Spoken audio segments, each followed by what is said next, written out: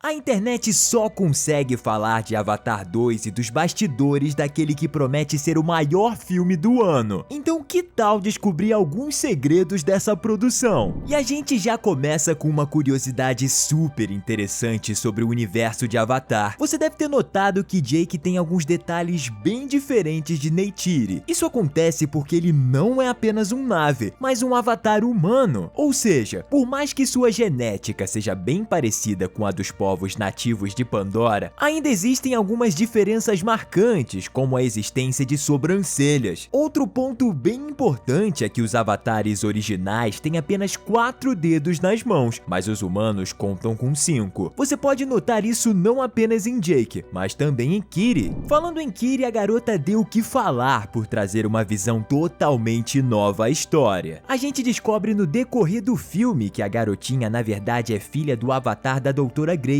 que trabalhava com Jake, com quem formou uma ligação de amizade muito forte, motivo pelo qual a garota continuou como filha adotiva de Jake e Neytiri. Mas agora você deve estar se perguntando, quem é o pai dela? A ideia é que mesmo depois da morte da cientista, seu avatar continuou vivo e engravidou de alguém. Quem seria essa pessoa a gente ainda não sabe, mas os fãs mais animados com o universo trouxeram uma teoria que você precisa saber. Podemos notar que Kiri tem uma grande conexão espiritual com Eywa, a deusa que mantém toda a Pandora viva e em equilíbrio. Isso se conecta com um fato importante, o de que Kiri escuta batimentos cardíacos durante todo o filme. E adivinhem, quando o ritual Na'vi estava sendo realizado para colocar a alma de Grace em seu corpo avatar, a doutora também sentiu uma grande conexão com Eywa e escutou batimentos cardíacos. Isso pode indicar que Kiri é na realidade filha da própria Eywa, quase como uma semideusa dos avatares. Seria genial, não é mesmo? Mas para ter certeza a gente precisa esperar a continuação. Inclusive, você sabia que a atriz que interpreta Kiri é a mesma que interpretou sua mãe, a Doutora Grace, no primeiro Avatar? Sigourney Weaver, de 73 anos, recebeu esse desafio há mais de 10 anos, quando James Cameron entrou em contato porque acreditava que ela era perfeita para o papel da menina de apenas 14 anos. So I did, of course, try to channel my very self-conscious, awkward, teenager, and I think actually that's what Jim wanted. Although he said when he offered me the part, he said, you know, she's a 14-year-old girl, but that's about how old you are anyway, because you're such a goofball. You can do this. E o resultado foi incrível. Você sabia que Avatar tem um idioma próprio? Assim como O Senhor dos Anéis, Star Wars e outros fenômenos dos cinemas, os filmes de James Cameron ganharam uma linguagem original, o Na'vi, criado em 2009 exclusivamente para a franquia por Dr. Paul Frommer, professor de comunicação da Universidade do Sul da Califórnia. Paul foi convidado pelo próprio James, que queria trazer mais realismo para Pandora.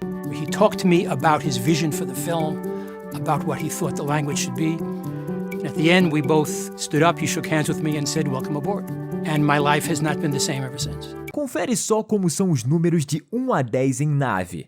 Au, Mune, Ei, Tseng, Mr, Pokap, Kina, Vol. Que Avatar 2 é incrível você já deve ter notado, mas você sabia que as câmeras utilizadas nas gravações foram desenvolvidas exclusivamente para o filme? A Sony Venice é equipada com um sistema de visor de feixe estereoscópico 3D. Dessa forma, seu 3D é mais efetivo e gravado conforme as cenas são filmadas, quase como um 3D em tempo real, que garante que o efeito seja realmente intenso. Mas você pode ter uma Venice para chamar de sua pela bagatela de $500 milhão. Oh my God! Parece que a gente vai ficar só com o filme por enquanto. James Cameron é o típico diretor que adora inventar moda. Aí o bicho tonto. Com um talento inigualável, James tem orgulho de trazer pra tela o inimaginável. E com Avatar 2, o diretor foi ainda mais longe na criação de um mundo completamente diferente do nosso. Mesmo assim, não deixamos de nos espantar com a qualidade das imagens na tela e com os detalhes. Tudo isso foi alcançado porque as gravações aconteciam aconteceram através de um sistema de captura de movimento e não de imagens. Essa técnica é chamada de captura de performance por Cameron, porque ela mostra exatamente o que os atores fizeram durante as gravações, mostra como se moveram e as expressões que tinham. Ou seja, a edição não é feita em cima das cenas gravadas, mas nas animações geradas automaticamente a partir das atuações. What we're interested in with performance capture is the totality of the performance. Physical, emotional, facial, the eyes, everything. The actor creates the emotion, the actor creates the moment. It's our job to make sure that everything the actor did is preserved in their CG character. You are very hard on them. I'm the father. It's my job. Mas calma, essa captura de performance só foi possível com o auxílio de trajes especiais que pareciam uma espécie de macacão completo colado ao corpo e que contava com sensores de movimento super sensíveis que lembravam bolinhas de ping-pong. Dessa forma, cada ação era traduzida para o sistema de gravação com perfeição. Os atores ainda usavam capacetes que traziam câmeras acopladas para gravar o rosto e as expressões finais do cast, garantindo que cada músculo facial fosse captado nos mínimos detalhes. You can capture the emotion, you can capture the subtleties, the nuances of the movements, you can capture the eye, you can capture the tics, everything. Capture it all. I'll be nice once, then I won't.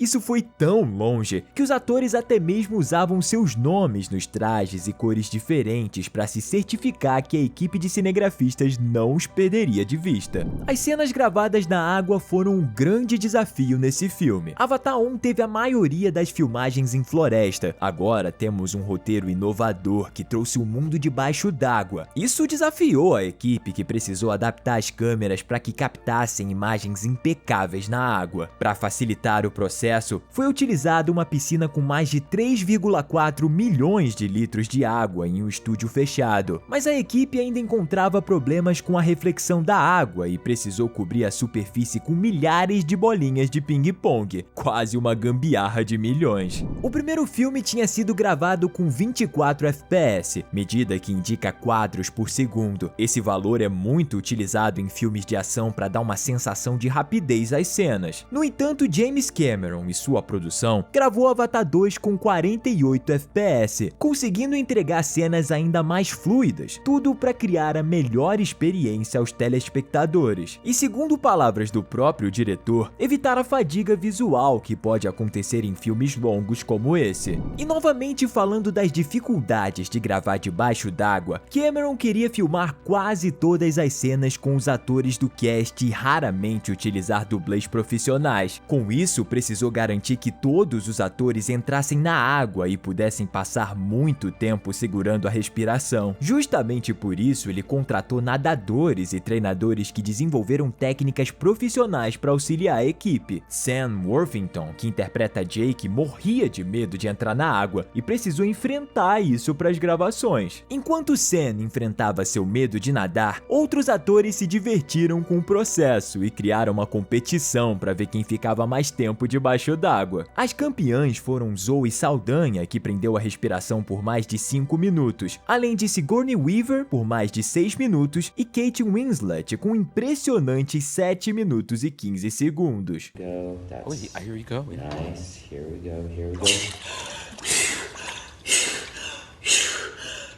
Am I dead? Am I dead? You are alive. You're very much alive. What was that? What do you think it was? I don't know. It could have been 6:10. It could have been 7:10. It was 7:15. Então, se você chegou até aqui, comenta a hashtag 715 para deixar todo mundo confuso. Vale lembrar que Kate Winslet já trabalhou antes com James Cameron em Titanic, isso quando era só uma adolescente. Kate, inclusive, já havia comentado que não pretendia trabalhar novamente com Cameron, mas a oferta foi tão tentadora que ela não resistiu a interpretar Ronan. E a gente ficou muito feliz com isso, porque a entrega dela foi impecável. Para quem ainda não sabe, James Cameron Cameron é reconhecido em Hollywood por carregar dezenas de indicações ao Oscar. O cineasta teve 13 indicações para Titanic, vencendo em 11 categorias, e 9 para Avatar 1, levando 3 prêmios para casa. E aí, será que o Oscar vem novamente pro caminho da água? Mesmo que Avatar 2 não ganhe tantos prêmios, pode ter certeza que suas sequências levarão. James Cameron planeja lançar mais 3 filmes da franquia, totalizando 5 longas que contam em detalhes a história de Pandora. E os roteiristas que trabalharão ao seu lado já foram escolhidos: Shane Salerno, Amanda Silver e Josh Friedman. Ao que tudo indica, o terceiro filme vai sair em 2024, o quarto em 2026 e o último em 2028. Esperamos que nada mude até lá. No entanto, se Avatar 2 não fizesse tanto sucesso quanto o primeiro, James Cameron já tinha uma carta na manga para finalizar a história logo no terceiro filme. De acordo com o diretor, o enredo de Avatar 3, que já teve as gravações finalizadas, tem um contexto final que poderia sinalizar o fim da história dos Avatares. No entanto, com 1,7 bilhões de dólares em bilheteria, o filme se tornou a 7ª maior bilheteria da história e com toda certeza deve garantir até o 5º filme.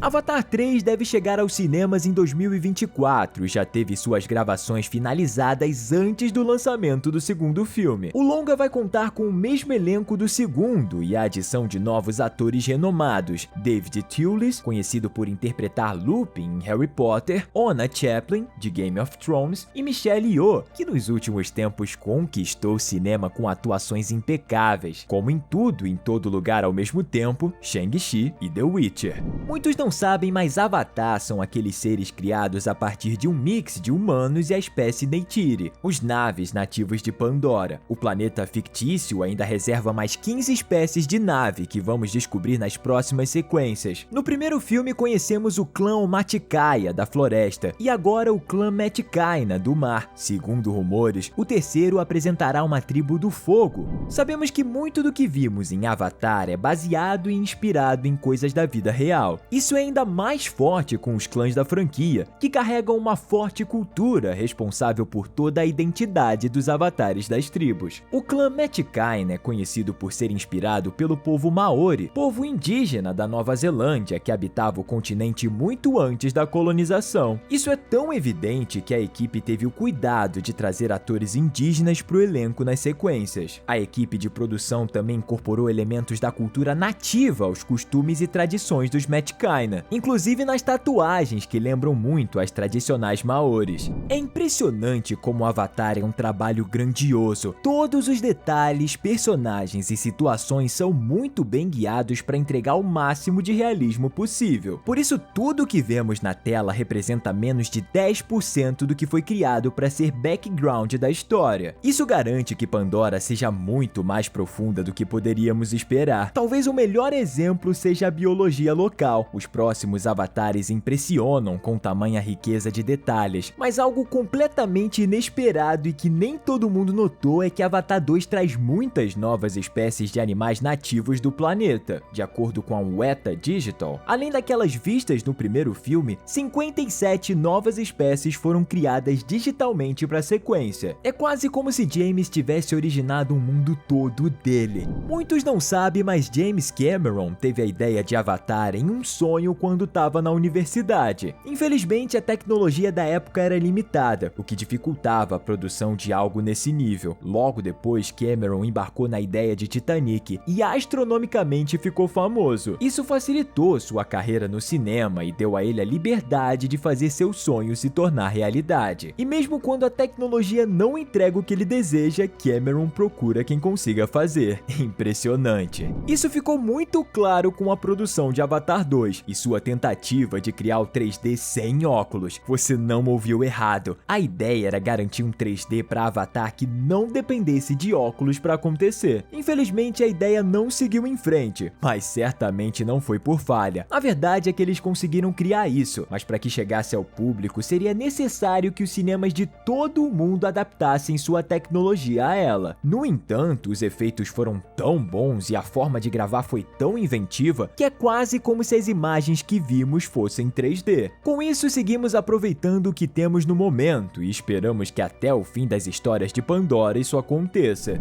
E aí, sabe mais algum alguma curiosidade de Avatar? Conta pra gente nos comentários. Aproveita para curtir o vídeo, se inscrever no canal e ativar o sininho para não perder nenhum vídeo. Até a próxima!